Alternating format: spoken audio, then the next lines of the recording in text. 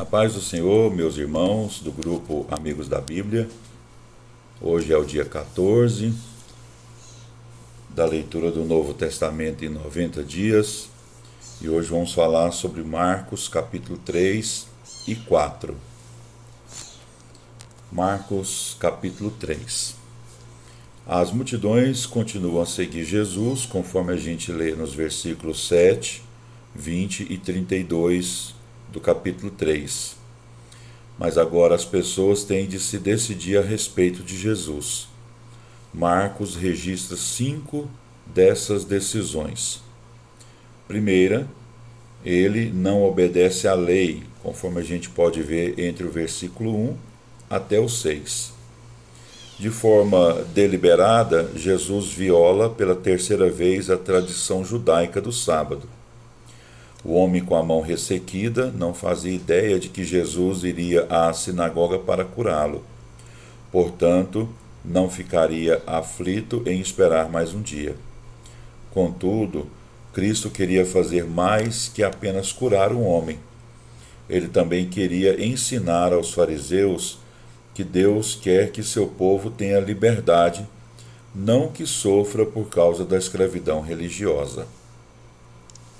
Segundo, ele faz milagres, entre o versículo 7 até o 12 de Marcos 3. Jesus não tinha nenhuma privacidade, pois era seguido por grandes multidões por toda a região. Milhares de pessoas vinham de todos os lugares para serem curadas ou para verem Jesus curar outras pessoas. Quando ele estava perto do mar da Galileia, os discípulos arrumaram um barco para que ele pudesse ensinar do barco. Terceiro, ele é nosso mestre, está lá no versículo 13 até o 19. Em resposta a isso, nosso Senhor subiu sozinho ao monte e passou a noite em oração. Essa informação nós temos também em Lucas capítulo 6 e versículo 12. Na manhã seguinte, quando ele desceu, selecionou 12 homens e chamou esses homens de apóstolos. A palavra apóstolo tem origem no grego, a palavra apóstolo, e significa aquele que é enviado ou aquele que é comissionado. Embora o Novo Testamento use às vezes a palavra apóstolo no sentido genérico para enviado, missionário, como a gente tem em Atos 14 e versículo 14 e Romanos 16 e 7, o sentido específico da palavra apóstolo refere-se aos 12 e ao apóstolo Paulo. Marcos, em seu evangelho, refere-se 10 vezes aos 12. Capítulo 3, versículo 14, capítulo 4, versículo 10, capítulo 6, versículo 7, capítulo 9, versículo 35, capítulo 10, versículo 32, capítulo 11, versículo 11, capítulo 14, versículos 10, 17, 20 e 43. Esses homens viveram com Jesus, aprenderam com ele e saíram e serviram sob seu comando. Mateus capítulo 10, do versículo 2 a 4, Lucas capítulo 6, do versículo 14 a 16 e Atos capítulo 1, versículo 13, também apresentam os nomes dos apóstolos. 3 deles tinham apelido: Simão, Pedro significa pedra, e ele também era chamado de Cefas. Tiago e João eram chamados de filhos do trovão, Boanerges, conforme a gente pode ver em Lucas 9, 54 e 55. Bartolomeu é identificado com Natanael, João capítulo 1, versículo 45, e Tadeu é identificado como Judas, filho de Tiago, não é o Judas Iscariotes. No versículo 18, a palavra zelote vem do hebraico e significa o zeloso. Simão, antes de sua conversão, pertenceu a um grupo judeu de resistência, os zelotes, que tentaram derrotar Roma. Quarta pergunta, ou quarta afirmação. Ele está fora de si. Capítulo 3, versículo 20 até o 21, versículo 31 até o 35. Os amigos e a família de Jesus não o compreendiam. O versículo 31 apresenta a única menção a Maria no Evangelho de Marcos. Jesus não foi rude com a família dele nesses textos que a gente citou. Ele apenas usou a preocupação dela para mostrar o que significa pertencer à família de Deus. Quinta afirmação: ele está possesso de Beelzebul. Capítulo 3, versículo 22 até o 30. Os líderes religiosos não estavam dispostos a se submeterem à autoridade do Senhor e, de alguma forma, tinham de explicar os milagres dele. Por isso disseram que ele estava possuído pelo demônio. Jesus mostrou a insensatez desse argumento ao dizer que se ele expulsava demônios por intermédio do poder de Satanás, então Satanás brigava consigo mesmo. O reino e a casa de Satanás então estariam divididos. O fato de Jesus expulsar demônios prova que ele é mais forte que o valente e, portanto, capaz de libertar os que foram presos por Satanás. Aqui entra uma questão entre os versículos 28 até o 30, que é a questão do pecado eterno. O que é esse pecado eterno? É muito mais do que um pecado de palavras, porque as palavras vêm do coração e é lá que o pecado habita. O único pecado eterno é recusar-se a crer em Jesus Cristo. Na verdade, Jesus estava advertindo a nação judaica quando admoestou os líderes judeus. Eles rejeitaram o Filho de Deus enquanto ele estava na terra.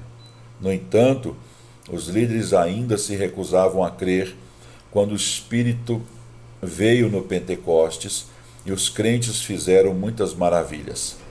Essa foi a última chance deles. Eles rejeitaram a evidência e morreram em descrença. Eles pecaram contra o testemunho do Espírito e isso não tem perdão. O pecador que resiste ao testemunho do Espírito e rejeita Cristo comete o único pecado que Deus não pode perdoar.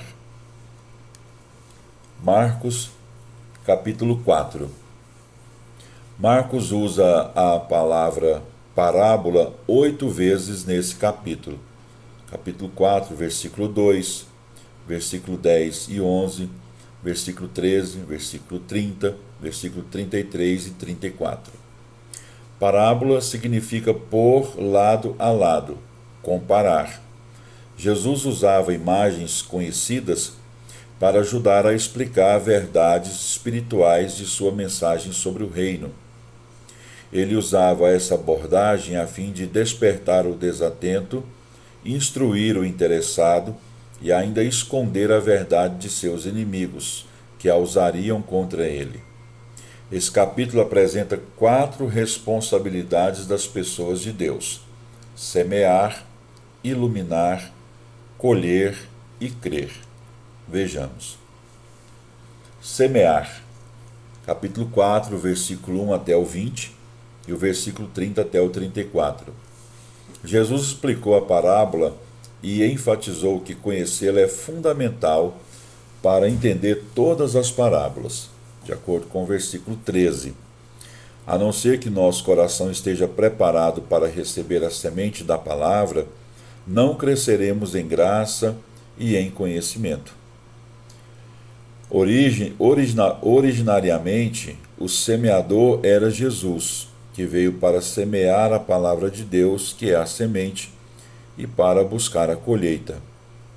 A palavra de Deus, como a semente, ela é viva e eficaz, e quando é cultivada, frutificada.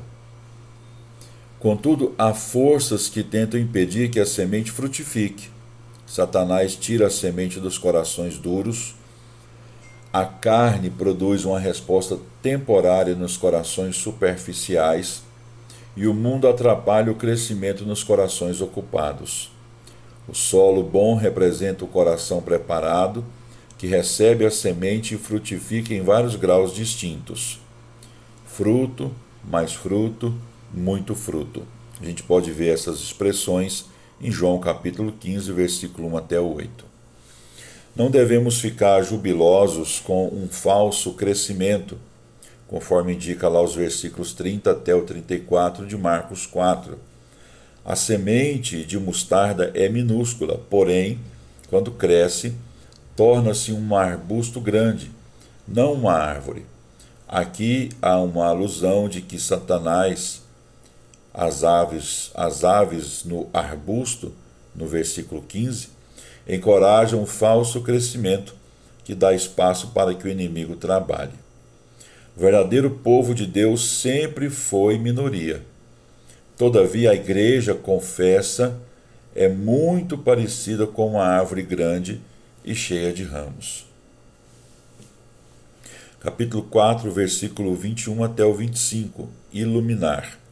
Esse capítulo usa 13 vezes o verbo ouvir, e ele refere-se ao recebimento da verdade de Deus no interior da pessoa, exatamente como o solo recebe a semente.